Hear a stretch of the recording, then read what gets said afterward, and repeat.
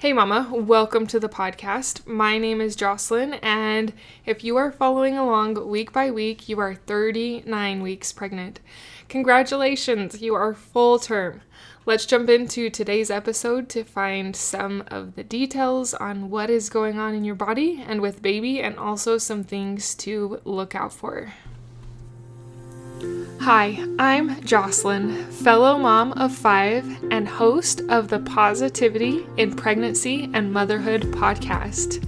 I help pregnant women and mothers to find the positivity in their season of life through changing their thoughts to work for them and not against them. I help mothers find the small, doable steps in thought and action without making drastic changes to their everyday mom life. And I can help you. Let's find positivity during our pregnancies and in our motherhood together. Thanks for joining.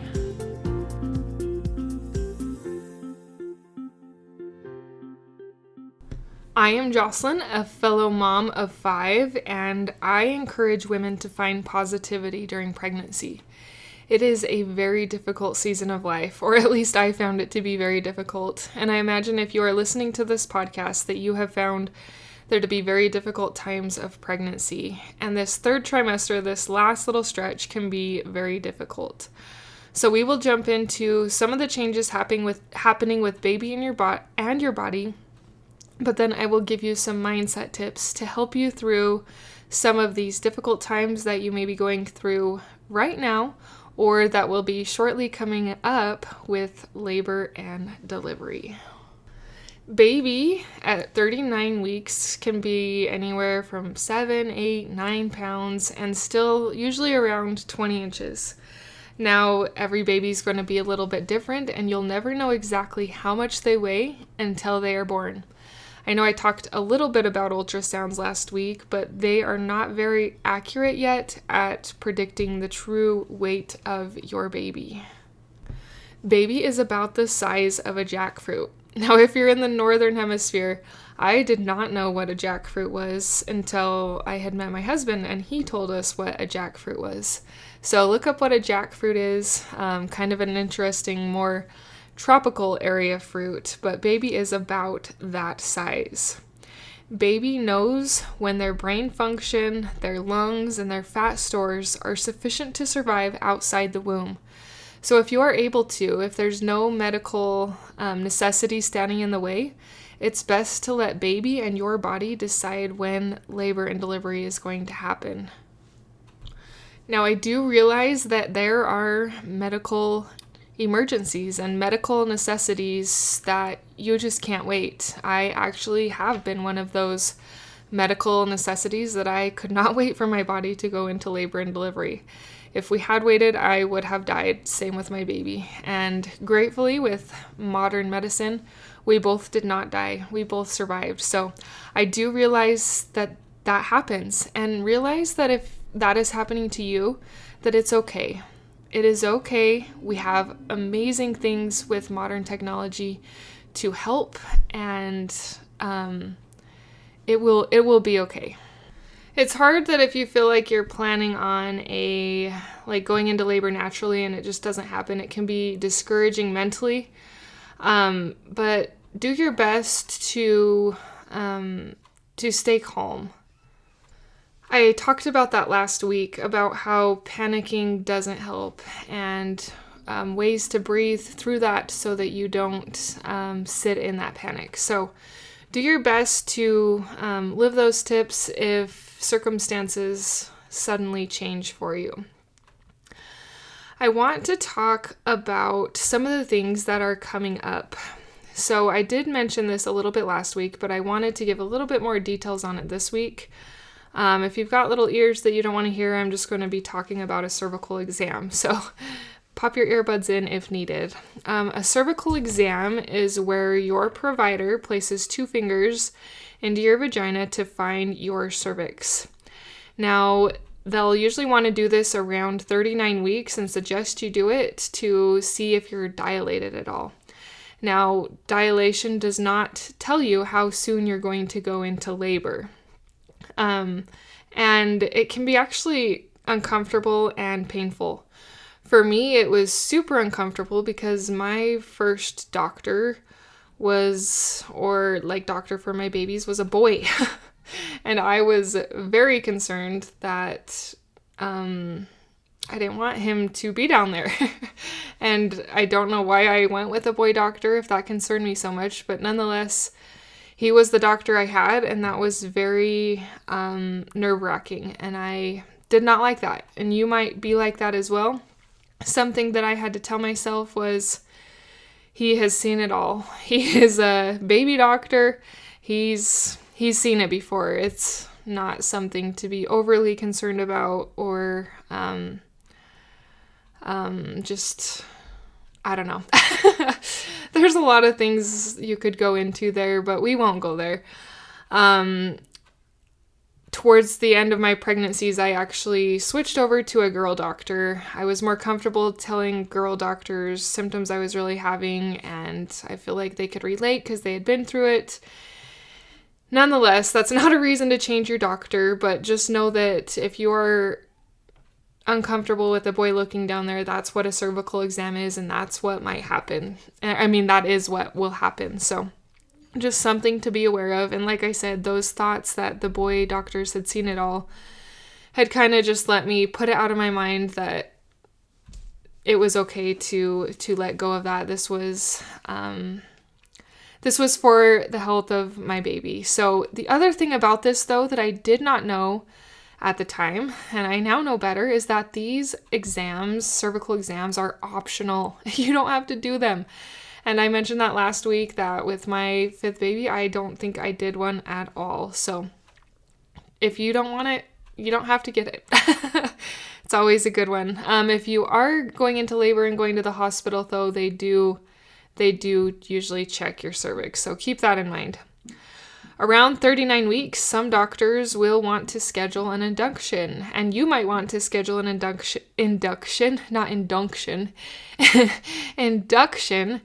because you are so ready to be done. But I would highly recommend to do it only if it is medically necessary. It is so much better for your body and for your baby's body to go into labor naturally. Now, there are reasons and times to have an induction, and I'm going to briefly touch on them because you are so close to it. And I think I'll do some other episodes that really go into more depth on inductions, the different types of inductions, side effects of inductions, and all those sorts of things. But today I'll just give you a little bit of an outline of what an induction is. So an induction is where they use a medical procedure to start or accelerate labor in pregnant women. This is done when labor does not begin naturally, or there are health concerns for the mother or baby usually. So there's different methods of induction. They can use medications that can soften and dilate the cervix. They can rupture the amniotic sac, which is to break the water artificially, besides letting your body break the water. Or they have mechanical methods such as using a balloon catheter to help open up the cervix, and there is Pitocin. I was induced with my second baby, and I will tell you that induction contractions or Pitocin contractions feel way worse and harder to get through than my body's contraction. Because I have done both. I was induced. I also have had natural labors where my body contractions did the laboring. And 100%, or at least in my opinion, 100%, the induction contractions were way worse than my normal body contractions. So that's something to keep in mind, but there are medical reasons to where you do need an induction. It could be if your labor or your post-term pregnancy, like if you're over 42 weeks, that you need to be induced. There are other health risks like blood pressure, maybe diabetes. There could be growth issues with your baby or premature rupture of the membranes, but your labor is not increasing, so sometimes they do need to do those inductions. Another type of induction that your provider may mention being open to do is a membrane sweep. So a membrane sweep is, it's where the healthcare provider, they basically put their fingers into the cervix to separate the membranes of the amniotic sac from the uterus. This can stimulate the release of hormones that can start labor. So this can be kind of uncomfortable, and it can help to start labor though within 2 to 7 days following the sweep. So those are a couple of things that your provider may be talking to you about, you may be interested in. Do more research on both of them to see if it's going to be best for you and your situation. You may be dealing with nausea, you may be dealing with loose stools, and you may be having increased urination at this point in your pregnancy, and those are all normal things.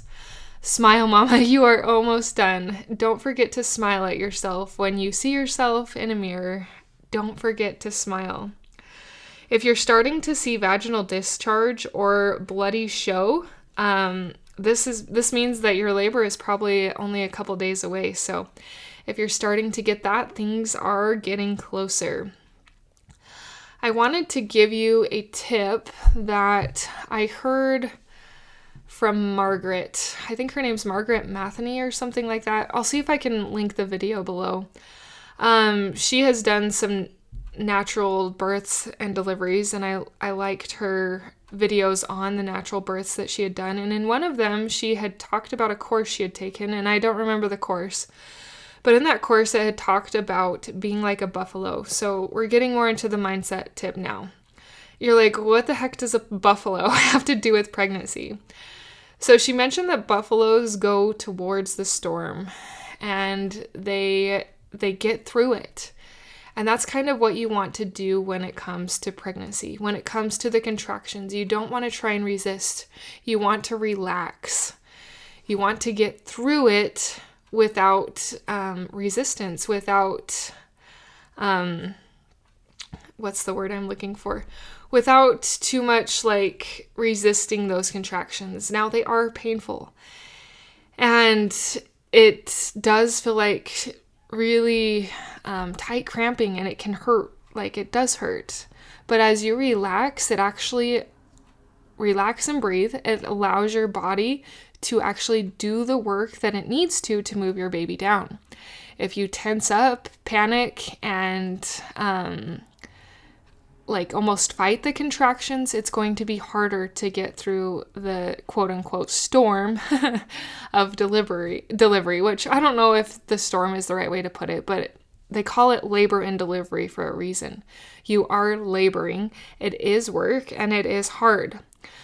The nice thing about contractions, though, is as you get through them like a buffalo, they only last about a minute long, and you can breathe through it for a minute long. A minute is not that long.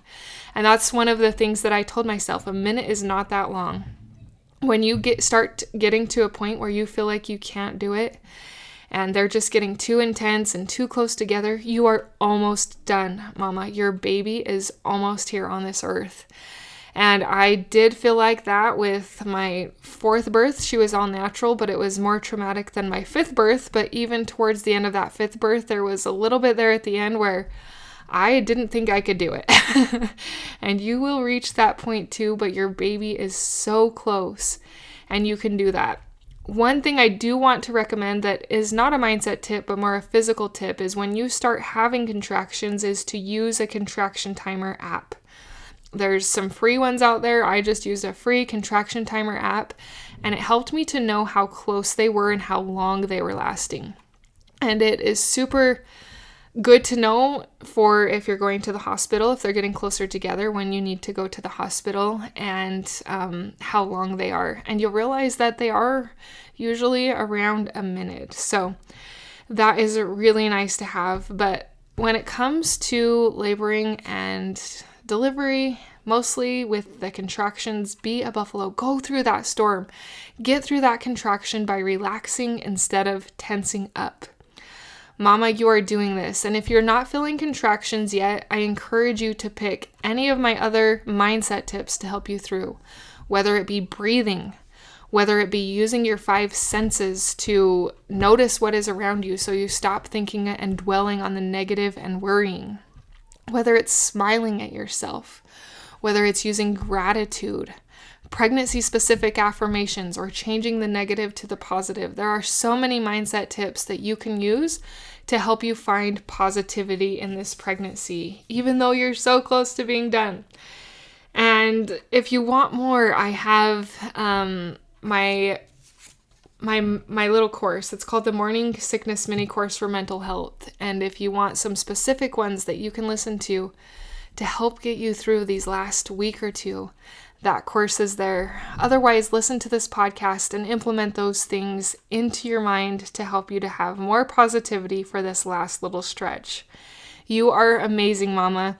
It is getting so close to where you can hold that little one in your arms. You can watch them sleep. You can look at their little fingers open and close and their little toes. You can watch them open their eyes and suck on things. They are so miraculous and such a blessing, and I am so excited for you. Hang on till the end, Mama. You are almost there. We will chat again next week at 40 weeks. Until next time. Thank you for being a part of the Positivity in Pregnancy and Motherhood podcast, for listening, for sharing, and most of all, for applying these tools into your own life to improve your own happiness so that you can find your own better thoughts and becoming the mother that you desire to be through taking small steps in thought and action to reach your goals. If you are a mother who has an inner desire to enjoy motherhood and pregnancy better, but you are having difficulty figuring it out, I can help you. Thanks for joining. Reach out, let's connect, and let's see you move forward in your motherhood. My name is Jocelyn, and I thank you for listening. Until next time.